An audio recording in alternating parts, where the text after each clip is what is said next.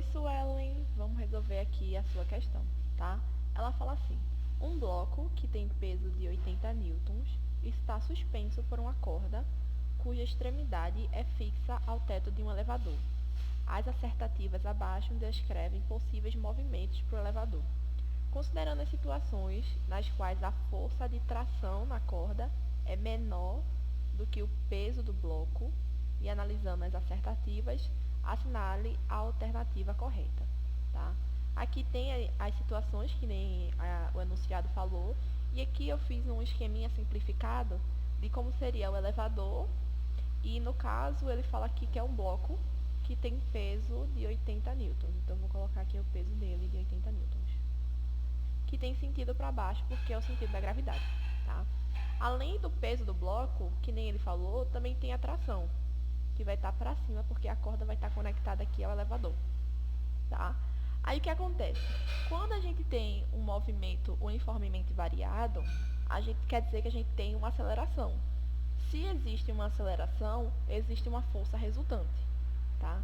Então vamos lembrar aqui que a força resultante nessa situação tem que ser diferente de zero, ok?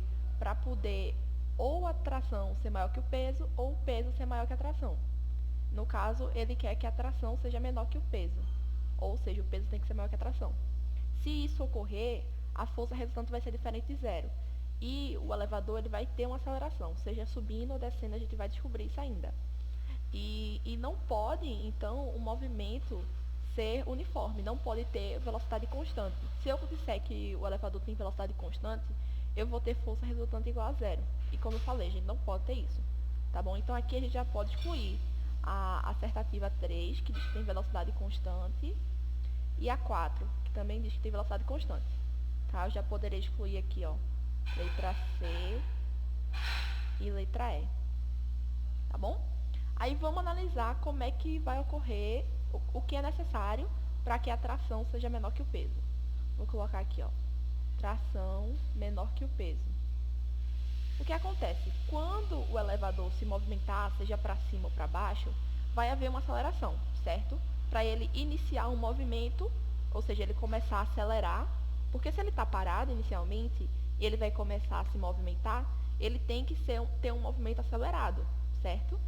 E depois, quando ele está com um movimento com uma determinada velocidade e ele começa a parar, nesse caso, ele vai ter um movimento desacelerado, ou seja, a força resultante vai estar no sentido contrário ao sentido do movimento, tá bom? Então, vamos considerar a primeira situação, que é a seguinte, que é o elevador subindo. Se eu tiver o elevador subindo de forma acelerada, ou seja, ele estava parado e começou a adquirir velocidade. Então, a aceleração é positiva, ou seja, a força resultante tem o mesmo sentido que o movimento. Então, eu vou desenhar aqui para ficar melhor para você entender. Esse aqui é a velocidade do elevador, tá? Ou seja, é o sentido do movimento dele. Então, para o movimento ser acelerado, a aceleração vai ter que ter o mesmo sentido que o movimento, que é a velocidade, tá bom?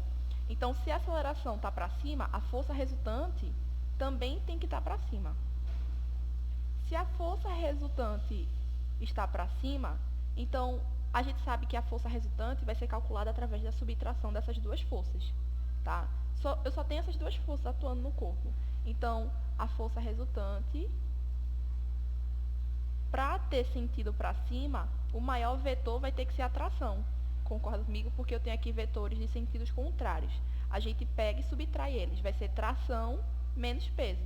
Então, a força resultante, se eu considerar um movimento subindo e acelerado, vou botar aqui, ó, subindo e acelerado, eu vou ter uma força resultante que vai ser calculada através da subtração da tração menos o peso. Se eu calcular isso aqui, perceba o seguinte, que a tração é maior que o peso, concorda? Porque se a tração for maior que o peso, eu vou ter uma força resultante para cima. E é o que a gente, nessa situação, quer, mas se lembra que a questão queria que a tração fosse menor que o peso, tá vendo? Então, eu sei que se o elevador estiver subindo de forma acelerada, a tração não vai ser menor que o peso, vai ser o contrário. A tração vai ser maior que o peso, tá bom? Então, aqui, ó, cadê? Elevador subindo com movimento acelerado. Já não pode ser.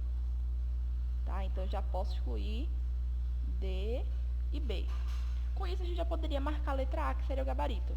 Mas vamos entender essas situações e entender o porquê elas estão corretas. Tá bom? Então, ok. Esse aqui foi o elevador subindo acelerado.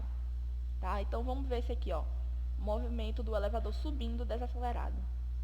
Subindo desacelerado. Se o elevador está subindo, ele tem uma velocidade para cima. Tá? A velocidade dele é para cima. Só que é desacelerado. Se é desacelerado, a aceleração tem sentido contrário ao movimento. Tá bom? E se a aceleração está para baixo, a força resultante sempre vai ter o mesmo sentido que a aceleração. Tá? A força resultante também vai ser para baixo.